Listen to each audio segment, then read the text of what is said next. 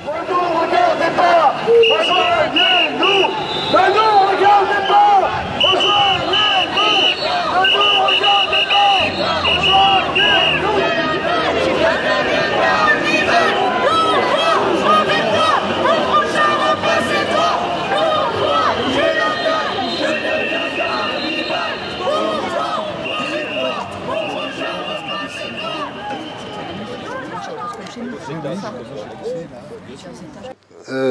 La politique, c'est un truc qui m'a toujours profondément emmerdé. Et je ne suis venu voir les Gilets jaunes que parce que sur les chaînes nationales, on nous montrait quelque chose que je ne pouvais pas accepter, c'est de voir la police devenir non plus une police, mais devenir une milice. J'avais toujours eu beaucoup d'amis dans la police. Je tairai les noms de ceux qui sont là pour le confirmer. Et donc, j'avais une réaction physique de rejet pour la police qu'on nous présentait et qui, elle, était fondamentalement opposée à mon idée de ce que peut être la police en France. Donc, voilà, je vais vous lire deux petits extraits. Manifestation du 9 février 2019. Le déroulement de la manifestation devient presque habituel. Dans le cortège, des hommes et des femmes portent des croix rouges ou des croix bleues sur des casques de protection. Ce sont les street medics. Bien que soignants, ils ne sont pas officiellement reconnus par les forces de l'ordre. Ces bénévoles viennent apporter des soins sur le terrain en encourant de nombreux risques. Le gaz lacrymogène ne les épargne pas et certains policiers n'ont pas le moindre égard pour eux. Ils compensent l'absence effarante de la très officielle Croix-Rouge sur ce qui est devenu un théâtre d'opération. Ces soignants représentent aussi une contestation, démontrant à qui veut le voir qu'il est possible de donner aux autres sans clamer une appartenance politique.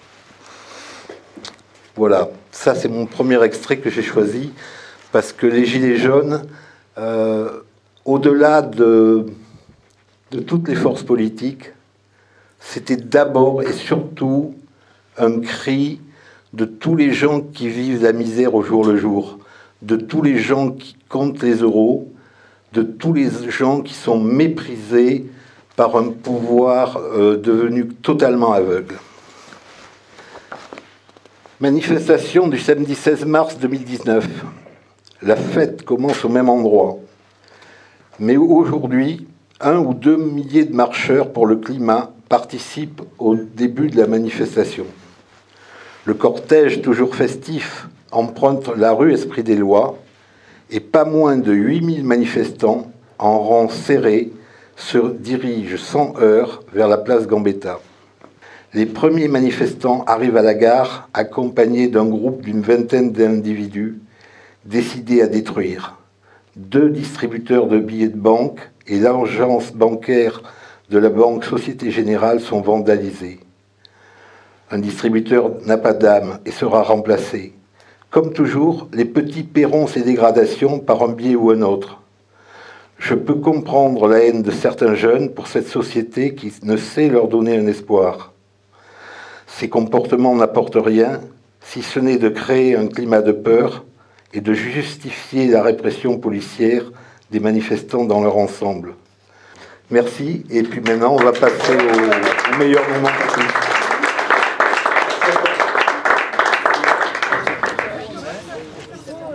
À votre invitation, j'ai ma réponse. Oui, j'y étais.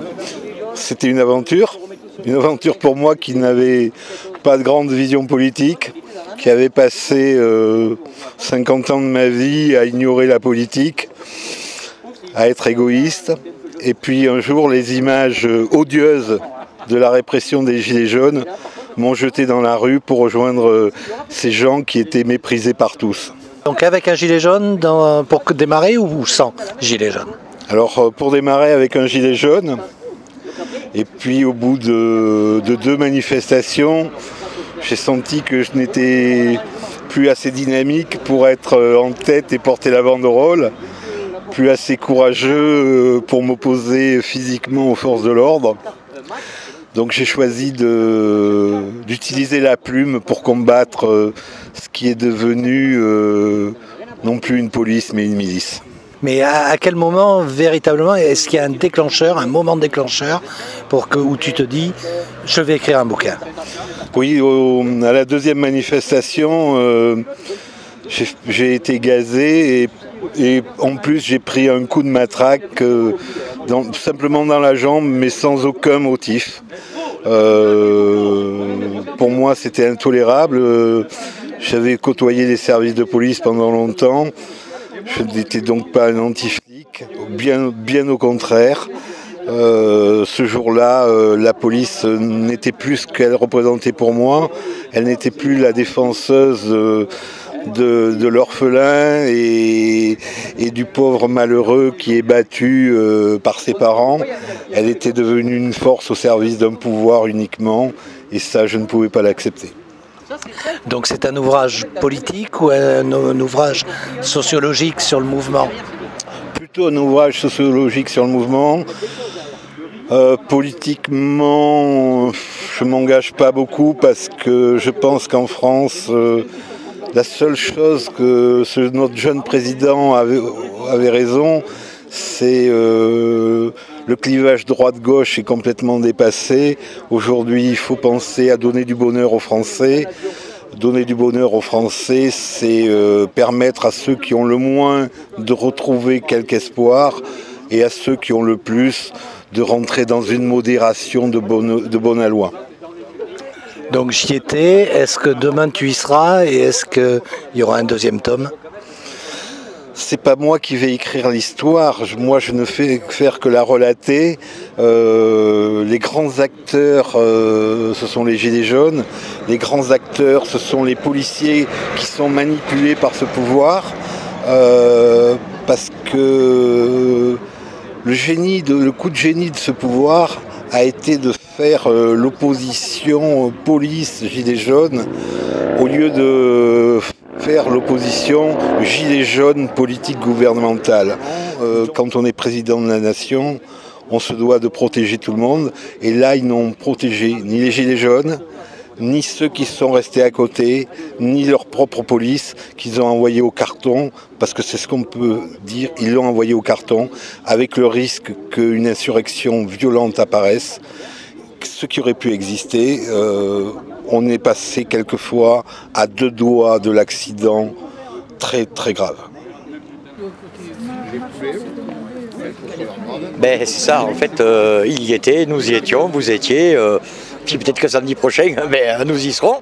Oui. C'est le livre de Patrick, en fait, ben là, il m'a convié aujourd'hui à venir à sa première du bouquin.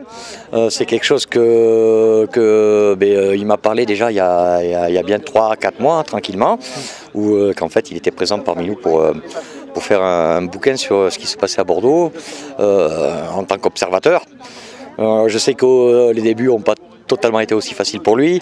Oui, et puis pour tous les observateurs, c'était un peu compliqué au départ. Effectivement, même que ce soit pour les journalistes et tout, on se posait qui est avec qui fait quoi, comment fait qui et à qui peut-on faire confiance. Exactement. Voilà, et que ce soit du côté de tous les gilets jaunes, tout comme chez nous les gilets jaunes, ou les citoyens, ben, il y en a et on pouvait être en sous-marin, et etc. Donc on se posait des questions sur tout le monde, mais effectivement les médias, étant donné que vous renvoyez tout ça sur les ondes, sur Internet, sur la télévision, on se posait pas mal de questions. Et donc j'ai eu le plaisir de rencontrer Patrick, qui a été franc avec moi direct d'entrée, qui a dit voilà, je suis un observateur, je fais un bouquin, je fais ci, je fais là.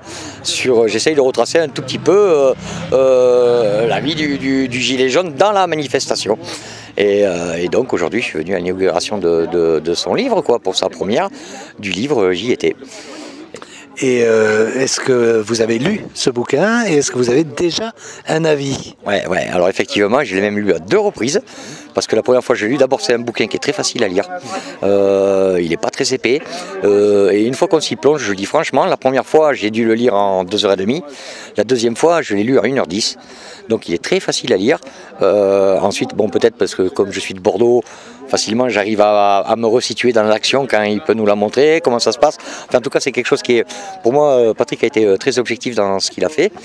Et puis surtout, à un moment donné, je crois qu'il recentre bien le cœur du débat dans l'humanité et que le fait d'être tous sortis le 17 novembre 2018 dans les rues et de s'être tous retrouvés, toute population confondue, à savoir religieuse, politique, syndicaliste, tout ça, a crié les mêmes mots, les mêmes mesures, le pétrole qui nous a mis hors de nous, les difficultés à pouvoir finir les fins de mois, ou même des difficultés à pouvoir vivre au jour le jour, malgré qu'on pourrait avoir des situations, toute classe sociale confondue. Mais le fait qu'il ait relevé ça, ça veut dire qu'il a bien prouvé qu'il y a un mal-être en France, et il a mis le doigt dessus.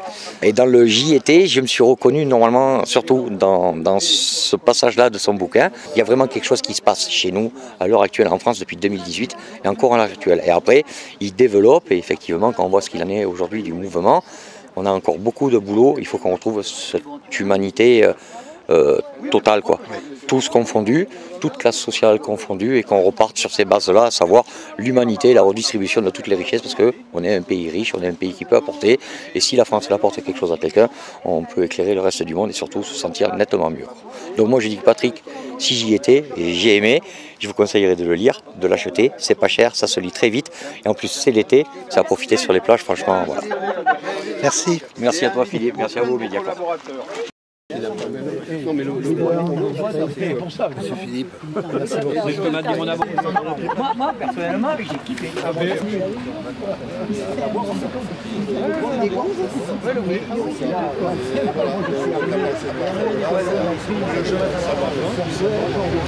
Merci mes seigneurs.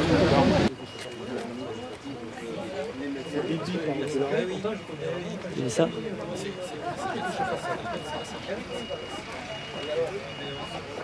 Est-ce que le père, il est chauffeur poignot? Il a fait le père, il est chauffeur poignot.